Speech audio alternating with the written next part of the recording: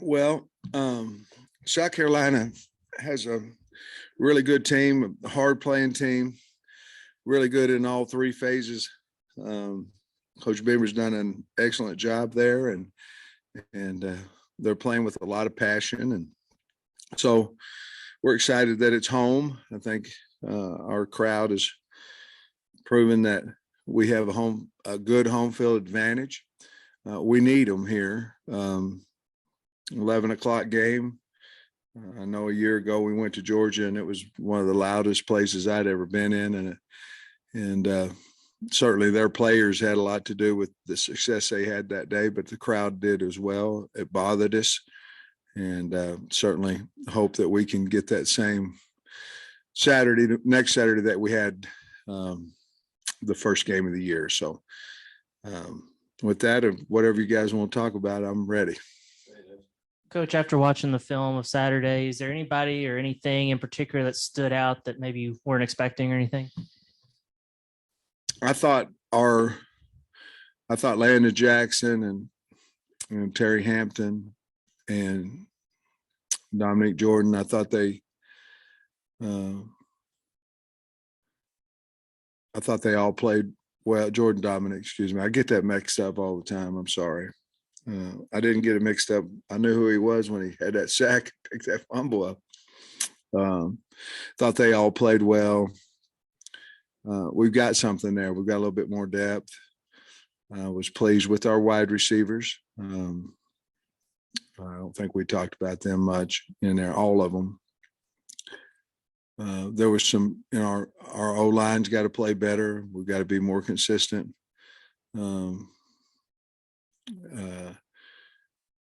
With our reads and different things on offense. Defensively, we've got to play better in the secondary. But all those things, none of it was we're not playing hard. Our eyes are in the wrong spot. We just didn't cover them sometimes, and we didn't block them sometimes, and we've got to get better. But if you look back last year, I think after the first game and to the second game, we improved quite a bit. And that's old coach's cliche, but that's pretty accurate. You should improve more in the second week. That really, you get game tape, you get live action, and so we look for a lot of improvement out of our team. Do you have any update on the Catalan, Slusher, and Isaiah Nichols? Well, we're not ready really to figure out exactly Catalan's situation. We haven't, let's say that, I guess.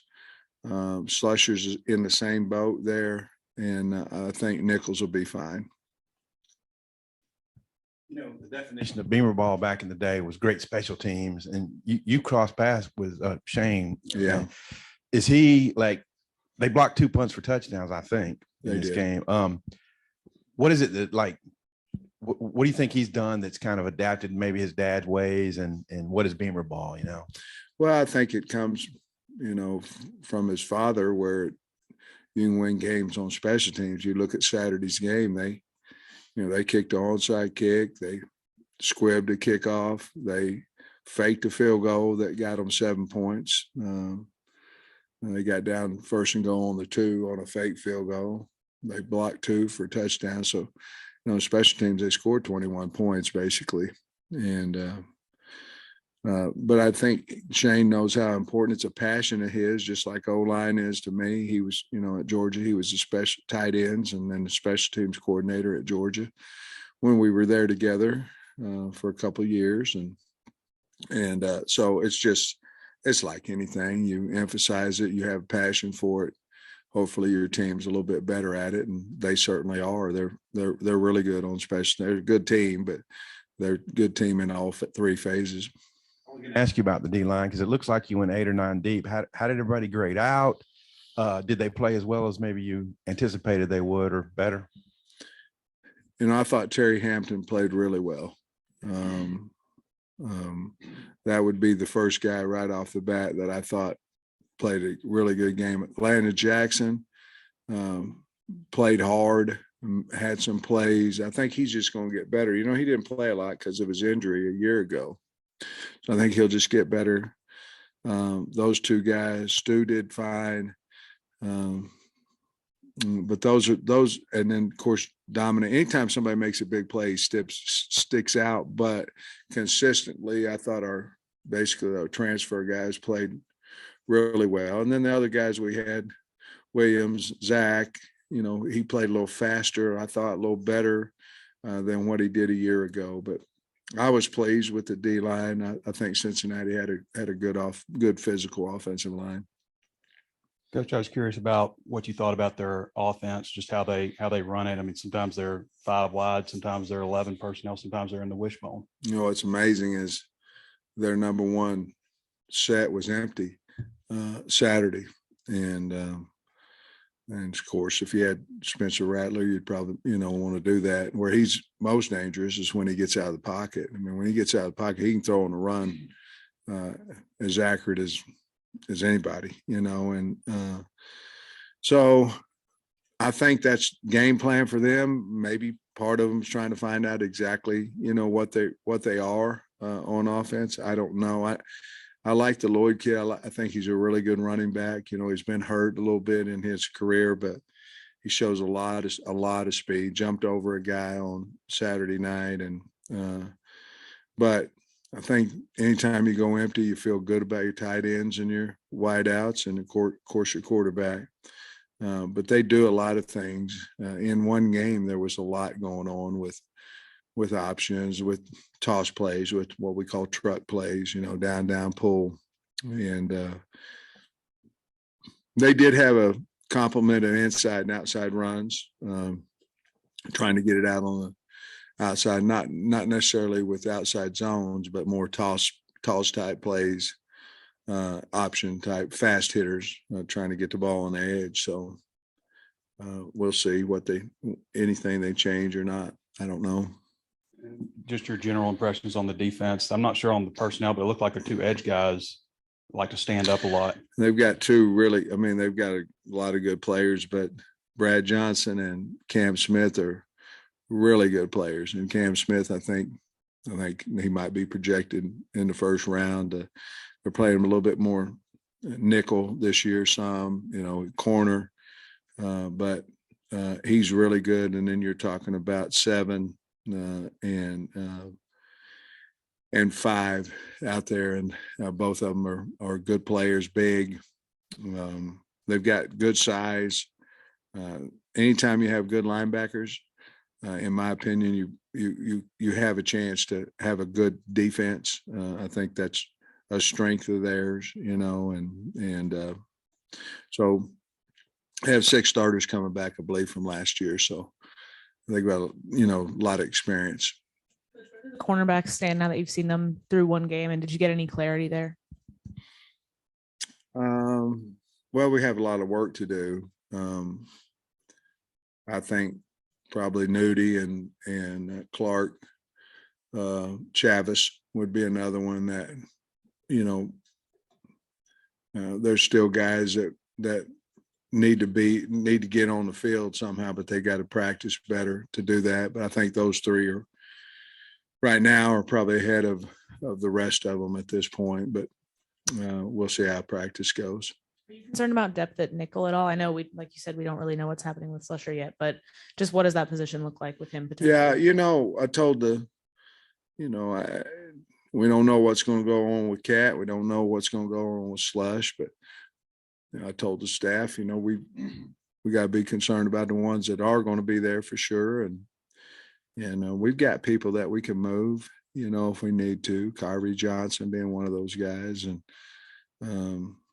no, I'm not real concerned about it. I mean, the game of football, you may lose someone for a week, you may lose someone for a season. Just, it is what it is, and you hate it, but it's a physical sport, and that's why they pay us a lot of money, so we can get guys ready to play and recruit good players for depth. So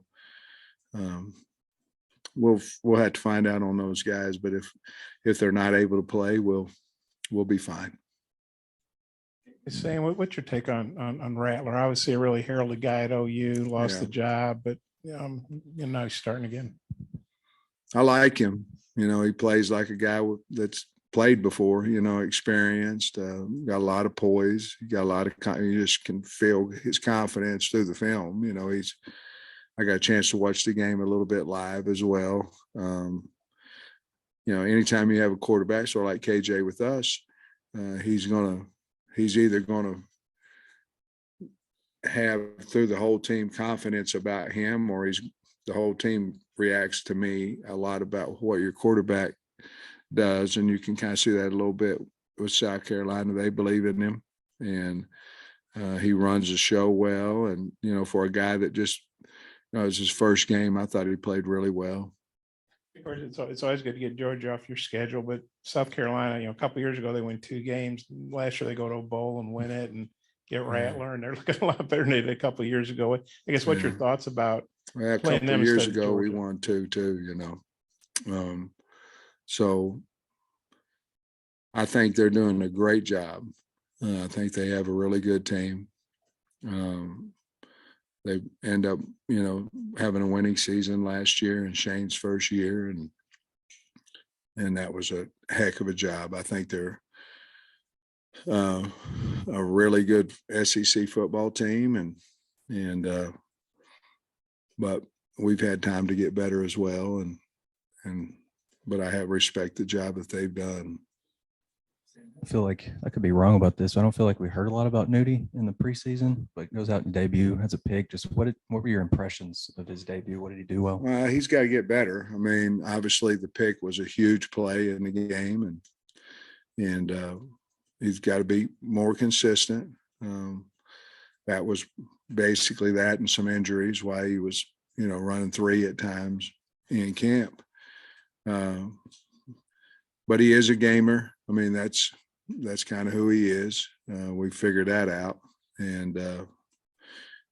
but he seems to really enjoy it here. He's a great kid to be around, and I think he'll just continue to get better and better. And you know, I know when we played him last year, when we played LSU, and he was over on the other side, he made some really good plays against us. So he played ball. I trust him. So I'm happy he's here, and I think he'll just continue to get better and better. It was a big pick he had Saturday. And with Rocket, I think his first 3 carries may have had 6 yards. Looked like maybe there was some early frustration from him, but he settled in, had a nice day. What'd you think of him? Well, you know, you're gonna have some 1-yard runs, some 0 and all that, and he'll continue to. I think he's mature way above his years. You know, I think he's getting better. I think he's a better back right now than he was a year ago, and you know, he just stayed the course and read the O-line pretty well, but he runs extremely hard. I'll be honest with you, I was the first one that AJ Green carried the ball. That's the best I'd ever seen him ever in practice in a game. I think he had like 3 carries for 18 yards or something. I don't know what it was, close to that. But his very first carry, he hit it. He ran 10-3 through the hole, and he ran over some guys and got an extra 2 or 3 yards. That's really the first time practice and game, to be honest with you, that I've seen him really hit it. I think I was excited about him with that, and of course RW as well. I know the question was about Rocket, but I thought all 3 of those guys played pretty well and seemed to protect well as too. I know you guys have thrived on the blue collar work ethic that you have. You've kind of become the hunted now. You're ranked, and teams are going to be coming after you. Has there been any psychology you've seen in your team on viewing themselves differently and what people think of them? I don't know. We always will find a reason to play our brand of football. We like who we are. I mean, I don't know, you know, I don't know how good we are. I don't know how good Cincinnati is. And I mean, I don't know, but as long as we keep that chip, you know, disrespect type chip, whatever it may be, we'll find a reason, you know, talk to the team about things like that. But you're right. It's changed a little bit. You know, you see your name in the top 25 and all that kind of stuff. We've been there for a while now. And, but our kids, we have a smart group of kids and they believe in their coaches. I mean, they do. And they believe in what we've done is what we do at practice and how we play is the only reason of why we're winning. And I believe that too. So they like winning every bit as much as we do. And so I think they bought into not thrills and spills and all that. They bought into truth and they've seen it work by the way that we practice. And then I had a question about the pass game. What did you think maybe overall? Maybe you only took one or two deep shots. Not sure how many were called, but just overall pass. We had some, we just didn't let it loose, which, you can't, KJ is going to do what KJ is going to do. I mean, that's, and most of the time it's correct, so, you're not out there all the time. And there are some times you go, well, why didn't he throw this one? Why didn't he throw that one? But I think you probably do that with Johnny Unitas. You probably did that with Dan Marino. I don't know, but I would assume they don't see everything like you do. But I like our receivers. I like them a lot. And I think if we just continue to practice and KJ just continues to get comfortable. I mean, he obviously comfortable with Hazelwood because he threw it into, he wasn't really double covered, but it was close in there. And he just thought, hey, you're better than them. You go get it for us. And right before half, I believe, was the one.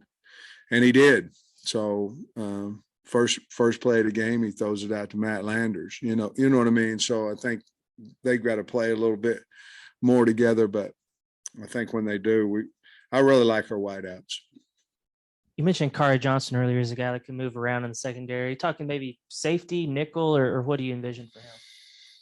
Both, probably. He's going to have to be able to play both those. We moved him to corner for a reason. We moved him to safety for a reason. But, he at times last week, he was in the two deep at corner. I mean, he was running two deep and so he's a good player. I hadn't played quite as much, obviously, as the other guys, but he's smart. I think he's probably going to have to be a guy that is able to play both those spots. I know Ladarius Bishop, your first year here, played a lot of nickel. Would that be something you look at too, or? Probably not right now, to be honest with you. Probably not right now. And last thing I have, how would you assess Max Fletcher in his first game? And is there still maybe an ongoing battle there with him and Reed? Yeah, there's obviously a battle there. I think if you ask Matt, he'd tell you he probably didn't punt as well as what he'd like to. We shouldn't have had to punt the second one that he punted out of bounds. We had a penalty on it, and but we did, and he punted out of bounds. I mean, that's the real part of it. But I think he'll get better. It was just, I never lived in Australia. I don't know what it's like over there to come over here, and there's a lot of people in the stands. He's probably a little nervous. Hell, I was nervous. I've been around a long time, so he'll be fine. Coach, you said last week that you were, going to hit Dominic a little bit with the scouts and get him some stuff where he can cut, where it's not predetermined. How did he look last week doing that? And is there a chance for him this week to play? I hope so. I hope so. I don't know. We're going to put him out there this week, today, and see what he can do. And if we feel good about it, I felt like we were experimenting with him a little bit last week. And it was basically, I don't think he's going to play type of experimentation. But we were trying to get him ready for a possibility to play against South Carolina. We're going to amp up his responsibility and his reps and see what happens on it. If we feel good about him and more importantly, he feels good about it, then he'll play. Will he be in green today? Yeah. Mm-hmm. And I'm curious about what you think, being an offensive line coach, what you think about what you see with South Carolina's offensive front. You know, they have a lot of experience. You know, Georgia State did a lot of things to them. They've got a fine coach. You know, a lot of times first game of the year, you don't play quite as well as you want to. They've got a good front five. A little bit different offense than what they did a year ago. I anticipate that they'll be in here and play really well against us. They've got a lot of veterans up there. So, and I recruited or tried to recruit some of those kids when I was at Georgia. So I know they have good players, and I'm sure they'll be ready to go. Coach, I'm curious what you saw out of Luke Jones against Cincinnati. Played well. I mean, you know, Luke, when he first got here, he was he wasn't an urgent player. A little bit of not slow motion, but not full speed, kind of a like I'm thinking all the time. I don't know what they want, you know, all that. And that's gone completely away. I think he's a good left tackle in this league. And I was really, really happy. I think if you ask him, he'd probably be pretty happy. He got some things like all of us do, including me. But I think he had a good game. And then at linebacker, aside from Bumper and Drew, what did you think of the other guys? Yeah, we had Pooh end up playing, I think, somewhere around 17 snaps or something like that, and did fine. Played hard, ran down a play about 25 yards down the field and got in on a tackle. And then Crook, I think Crook played 6 plays, if I'm correct.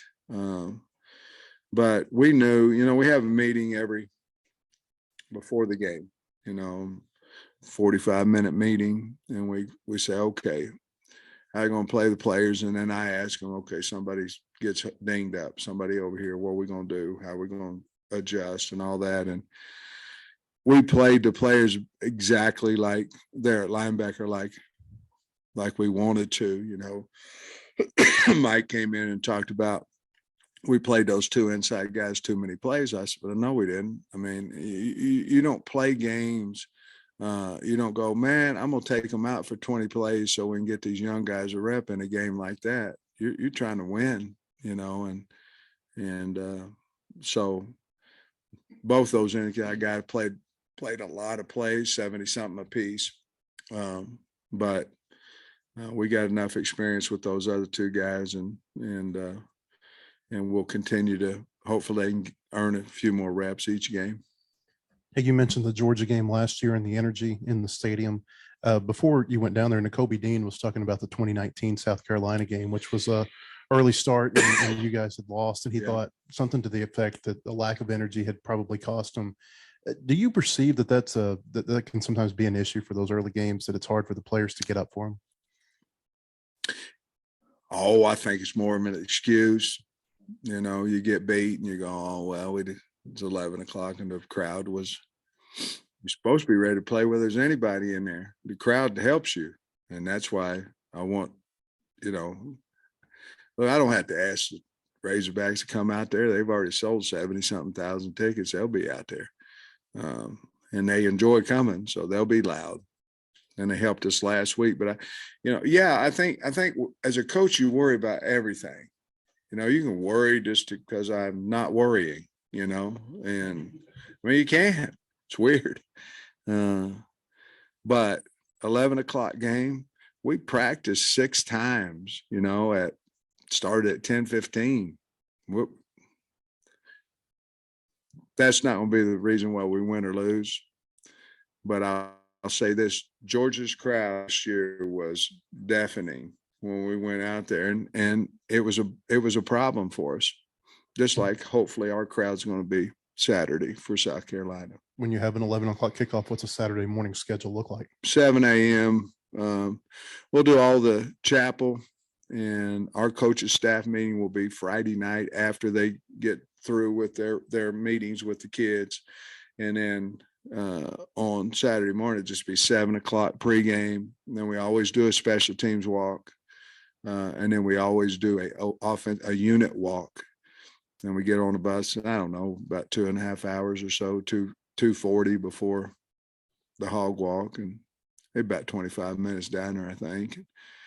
Get to the hog walk about 2:10, 2 hours and 10 minutes before, and get off and wave, walk down the hill and go in there and get ready to play. It's the greatest feeling in the world besides winning. It's awesome.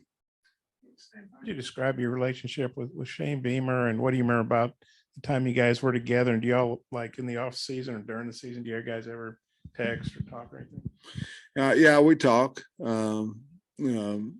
Shane lived in the same subdivision as I did at Georgia. He came in together. He was tight end coach and special teams coordinator. And obviously we worked together, in the same meetings for 14 hours a day, so we knew each other well. He has a wonderful family, beautiful family. He'd always go on bike rides and walks through the neighborhood and stop in and say hello. But he's just a really good man, really good coach, energetic guy. But we didn't hang out, be honest with you don't hang out with anybody. I mean, you're tired of seeing people when you go home. I mean, you've seen them for 14, 15 hours a day. And it wasn't from dislike. Scott Fountain lived next to me, and I never saw him. Matter of fact, Scott Fountain bought a new home, and he was, like from Andean, that close, and I never went in his house. And you get home, you're tired. So it had nothing to do with that. Shane's a wonderful guy, great coach, and looking forward to seeing him. I want to ask you about two guys, Dubinion, 3 plays, all of them productive. And then Malik, it looks like he was right on the edge of maybe letting that pass go to Hazelwood, but he was productive too. Can you maybe speak to their roles? Yeah, it was there, and Malik decided not to throw it, and he ended up making a really good play out of it. Dubinion looked good, didn't he? With the screen and then making a guy miss on the sideline. We've all seen that at practice. He can cut on a dime. And I think, Jimmy, talking to him, he thought he played Rocket he's played him just like we thought we would in our meetings, but he probably wished he would have got R-Dub a few more carries and Zero a few more carries. But I thought R-Dub was very productive for those 3 plays. He did some really good things in tight moments. Now we needed it. And so SEC was 14-0 before last night. Did you watch any conference? I did, on Sunday nights. I study the opponent until 9:00. And then at 9:00, I start recruiting from 9 to whatever, 10, 10:30, whatever it may be. And so last night the game was on, guys were talking about it. So we stayed in my office where the TV is. And I said, hey, let's do some recruiting and some talking and some texting while the game's on. So yeah, I did get a chance to see the last quarter or so of the game. Sam, you guys obviously didn't have any protection issues on punts last week, but seeing what South Carolina did, knowing Beamer's reputation, is that an extra emphasis this week, punt protection? Yeah, it is. They know exactly what we do as well, because he and Scott worked side by side together at Georgia. Scott was a special teams analyst, and Coach Beamer was the special teams coordinator. So we know a lot of the things they're doing, and they know a lot about what we're doing. Georgia State was not necessarily schematics. They just misblocked. One was one was in their shield and one was on the backside of a zone type protection backside, and they're split, didn't allow them to make that block, or he false stepped or whatever. But it wasn't necessarily schematics. It was, they just got beat. And so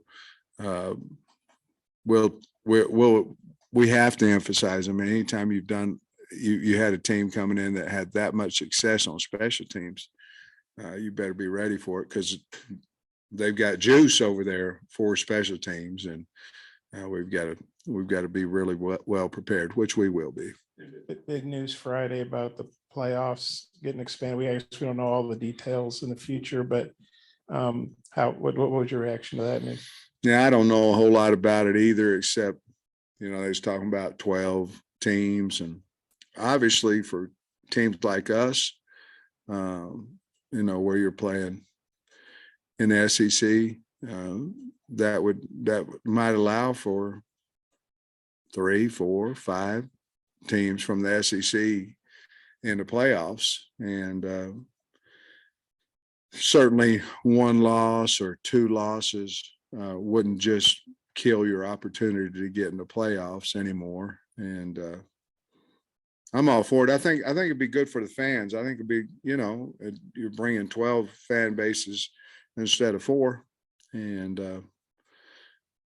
I'm all for it. And they'll figure out how to do the bowls and all that. It probably will cost another game, but I'm all for it. On KJ's first touchdown run, Matt Landers had a block really that kind of block. sprung. And then on Knox's touchdown run on the sideline, Keytron had a block.